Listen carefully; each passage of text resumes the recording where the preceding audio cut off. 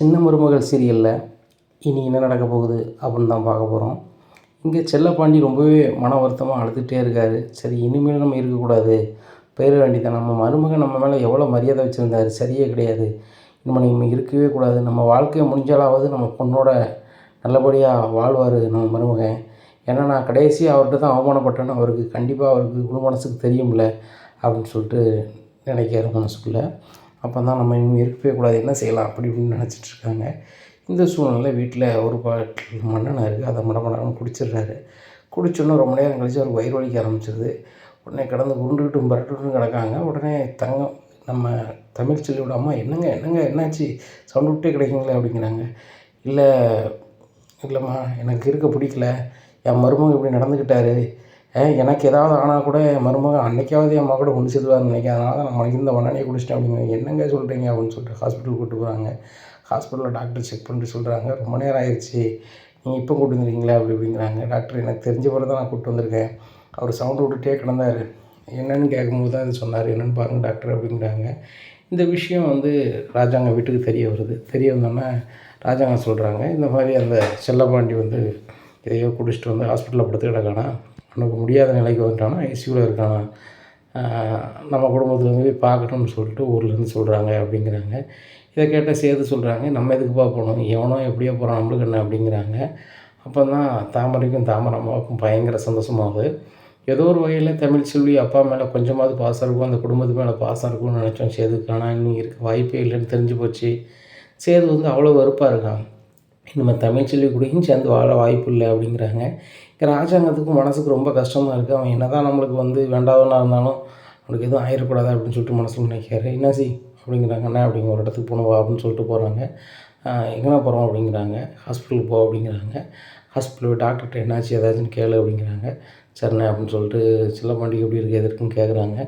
ஒன்றும் பிரச்சனை இல்லை, கிரிட்டிக்கல் கண்டிஷனாக தான் இருக்கார், பாதி நாங்கள் சரி பண்ணிடணும்னு சொல்ல முடியும், பாதி சொல்ல முடியாது, ஏன்னா நேரம் ஆயிடுச்சு அப்படி இப்படிங்கிறாங்க.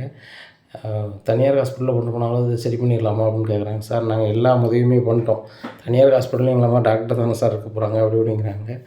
சரி ரைட் அப்படின்னு சொல்லிட்டு வராங்க. ஆனால் பாதி சங்கடம் தான் சொல்கிறாங்க அப்படிங்கிறாங்க.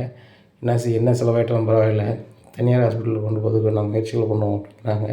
இல்லைண்ணே, டாக்டர்கிட்ட ஏற்கனவே நான் பேசினேன், அவங்க சொல்லிட்டாங்க அந்த மாதிரி எல்லா டாக்டருமே நாங்கள் தான் தனியார்லேயும் பார்க்குறோம், அதனால் ஒன்றுமே பிரச்சனை இல்லை, அசைசியுமே பண்ணியிருக்கோம், சரியாயிரும்னு சொல்லியிருக்காங்கண்ணே அப்படிங்கிறாங்க. சரி ரைட்டு, அந்த பிள்ளைகளுக்கு இவங்கள்ட்ட ஆள் கிடையாது, நம்மளுக்கு வேணால் பிடிக்காத ஆளாக இருக்கலாம், தமிழ்ச்செல்விக்கும் தங்கச்சிக்கும் தான் இது. அது போக ஒரு கட்டி கொடுக்காத உள்ள பிள்ளை வேறு இருக்குது, அவங்க வாழ்க்கை என்ன ஆகும் நினைக்க வேண்டியதாக இருக்குது.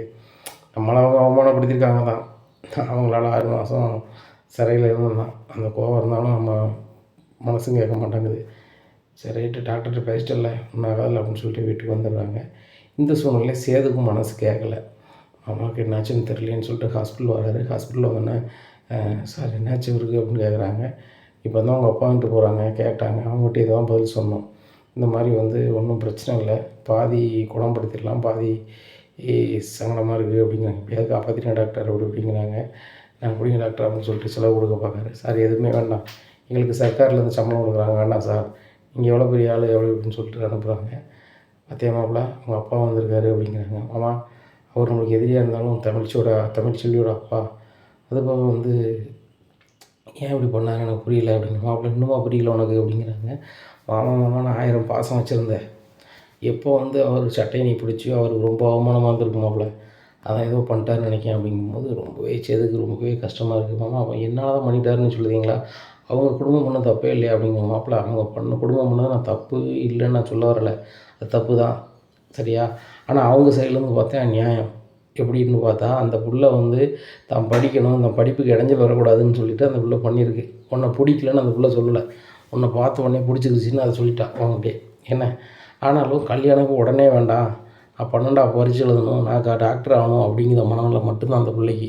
சரி, நம்ம போலீஸுக்கு ஃபோன் பண்ணால் ஆட்டோமேட்டிக்காக கல்யாணத்தை நிப்பாட்டிடுவாங்க, ஒன்றும் பிரச்சனை இல்லை அப்படின்னு தான் நினச்சிருக்க தவிர்த்து, உங்கள் அப்பா ஜெயிலுக்கு அனுப்பணும் வைக்கணும்னு அந்த பிள்ளைக்கும் அவங்க குடும்பத்துக்குமே தெரியாது.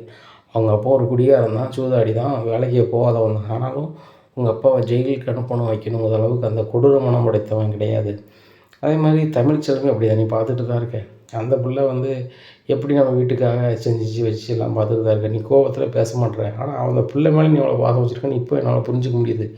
அவளை நான் பிடிக்காத மாதிரி நடந்துக்கிட்டாலும் கூட இன்றைக்கி என் அப்பனுக்கு ஒரு உடம்பு சரியில்லை, இப்படி ஆயிடுச்சு இப்படின்னா ஓடி வரல அப்படிங்கிறாங்க. எல்லாம் ஏதோ ஒன்றுனால தான் ஓடி வந்தேன், வேற ஒன்றும் இல்லை அப்படிங்கிறாங்க. நீ பண்ண அவமானத்தில் தான் அப்படி பண்ணிட்டேன் நான் நினைக்கிறேன். ஆனால் பர்சனல் காரணம் என்னென்னு தெரில அப்படின்ட்டு இருக்கும்போது அங்கே வந்து தமிழ்ச்சியோட அம்மா வராங்க. அம்மா நான் வந்து தெரிய வேண்டாம் அப்படின்னு சொல்லி ஒதுங்கி நிற்கிறாங்க.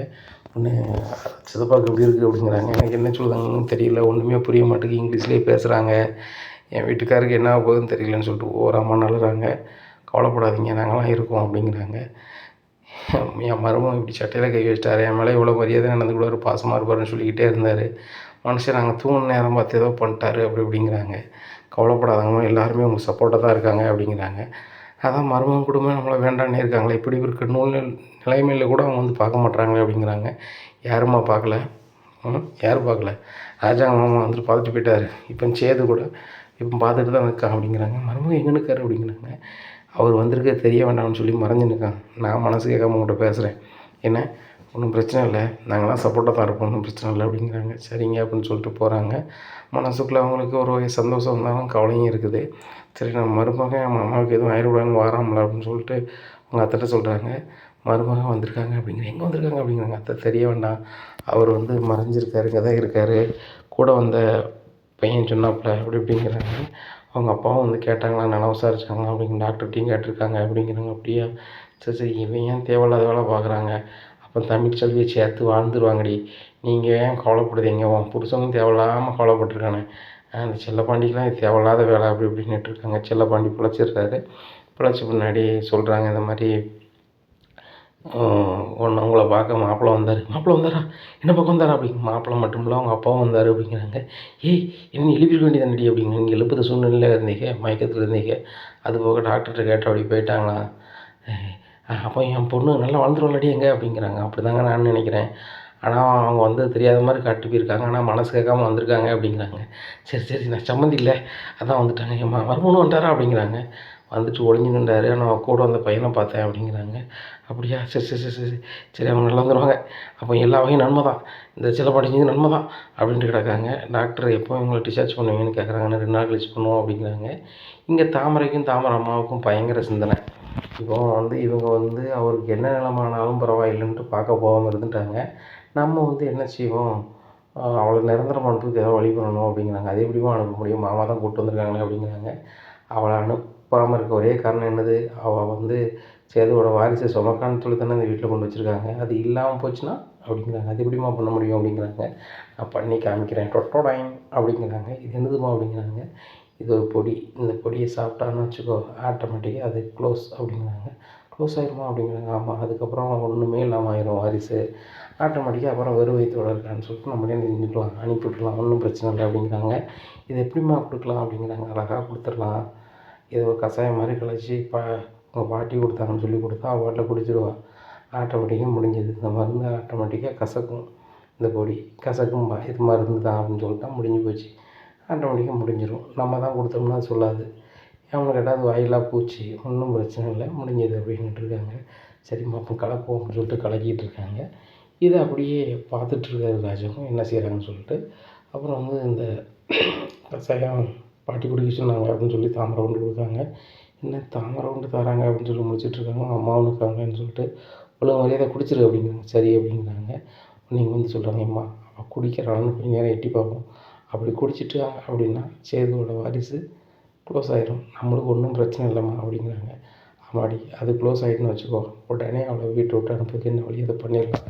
பண்ண உடனே உனக்கும் சேதுக்கும் நான் சொன்ன மாதிரியே கல்யாணத்தை முடிச்சு வைக்கிறேன், நீ சூப்பராக உடனே ஒரு வாரிசை பெற்றுக்கிட்டு, ஒன்றும் பிரச்சனை இல்லை அப்படிங்கிறாங்க. சூப்பரம்மா அப்படின்னுட்டு இருக்காங்க. திரும்பி பார்க்குறாங்க, ராஜா அனுக்கிறாங்க. இதை பார்த்த உடனே தமிழ்ச்செல்வி அப்படிங்கிறாங்க. மாமா அப்படிங்கிறாங்க. அதை தூக்கி தூர போடு அப்படிங்கிறாங்க. தூக்கி தூர எறிகிறாங்க.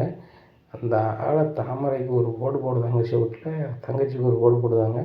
உங்களுக்கு எவ்வளோ திமிருன்னா, இருந்து சேது வாரிசையே நீங்கள் சேது வாரிசை நீங்கள் காலி பண்ணது அளவுக்கு ஆகிட்டீங்களா, உங்களாம் வந்து வீட்டில் வச்சே பார்க்கக்கூடாது அப்படின்னு சொல்லிட்டு வேறு அழுகாங்க. சவுண்டு கேட்டு ராஜாங்கத்தோட அம்மா ஓடி வராங்க. ராஜாங்க என்னாச்சு அப்படிங்கிறாங்க. ஏம்மா நம்ம குடும்பத்தினுடைய குலத்தையே வந்து இவங்க வந்து க்ளோஸ் பண்ண பார்த்தாங்க. இவங்க இந்த வீட்டில் இருக்கக்கூடாது அப்படிங்கிறாங்க. என்னடா ஒன்றும் புரியலை அப்படிங்கிறாங்க. தமிழ்ச்செல்வி வயிற்றில் வளர்றது என் குடும்ப வாரிசு, என் பையனோட வாரிசு. அப்படி இருக்கும்போது அதுக்கு இவங்க ஒரு பொய்யை கொடுத்து, நீ கொடுத்த மருந்துன்னு சொல்லி கொடுத்து அதை ஓகே பார்க்காங்க. நல்ல வேளை நான் வந்துட்டேன். இனிமேல் இவங்க இந்த வீட்டில் இருந்தாங்கன்னா சரி கிடையாது. என் மருமகளை நான் கோவத்தில் தான் விலைக்கு வச்சுருக்கேனே தவிர்த்து ஒட்டுமொத்தமாக அவளை நான் வேண்டாம்னு சொல்லலை. இந்த என் பையனையும் என் மருமகனையும் சேர்த்து வைக்கணும்னு சொல்லி தானே இந்த வீட்டுக்குள்ளே கொண்டு வந்திருக்கேன்.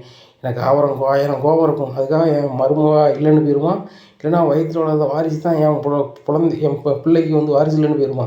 டேய் சேது, மருமக கையை பிடிச்சி வீட்டுக்குள்ளே கூட்டு போடா அப்படிங்கிறாங்க. நான் சொல்கிறோம்ல கூட்டு போ அப்படிங்கிறாங்க. உடனே வராங்க, தமிழ்ச்செல்வி வீட்டுக்குள்ளே வா அப்படின்னு சொல்லிட்டு கூப்பிட்டு போகிறாங்க. தமிழ்ச்செல்விக்கு பயங்கர சந்தோஷம்.